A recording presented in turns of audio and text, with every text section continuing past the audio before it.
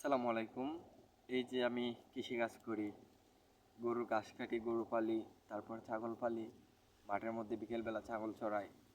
আসলে এটা নিয়ে অনেকেই মন্তব্য করে, ঠিক আছে, যে এই যুগে আইসা কেউ গরু পালে নাকি, কেউ ছাগল পালে নাকি, এগুলা করে নাকি, হাঁস মুরগি পালে নাকি। আসলে কি বলবো ভাই, আপনার যে দাদা বাবা ছিল তারা কি প্রবাস নামক এই জিনিসটা চিনতো? বিদেশ নামক প্রবাস জিনিসটা চিনতো? না কখনো গেছিল? যায় নাই কখনো। তারপরে সবাই কি চাকরি করত? আপনার বাপ দাদার আমলে তারা কি চাকরি করত?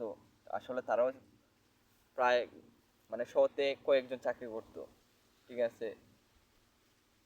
আসলে তখন তারা এইভাবে গরু ছাগল হাঁস মুরগ পালন করে শত শত বিঘা জমি মালিক হয়েছিল।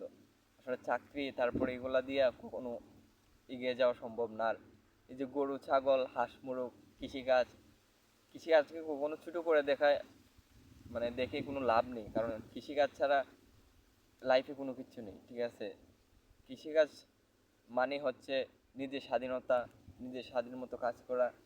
বিদেশ বলেন, চাকরি বলেন, যাই বলেন, অন্যের অধীনে কাজ করা। আর কৃষিকাজ নিজের জমিতে কাজ করা, ছাগল পালা, গরু পালা, হাঁস মুরগ পালা, এগুলো হচ্ছে নিজের স্বাধীনতা, নিজের স্বাধীন মতো তৈরি করা, নিজের হাতে তৈরি করে একটা জিনিস বড় করা। এটার মধ্যে অনেক আনন্দ।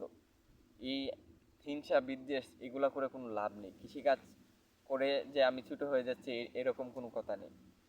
আসলে কৃষিকাজ হচ্ছে গ্রাম বাংলার একটা ঐতিহ্য। কৃষিকাজ দিয়েই মানুষ এগিয়ে যায়।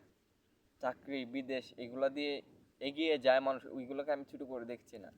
আসলে কৃষিকাজ হচ্ছে এক অন্য ধরনের ভালোবাসা, মন থেকে করা যায়, নিজের ইচ্ছা মতো করা যায়, এইটাই।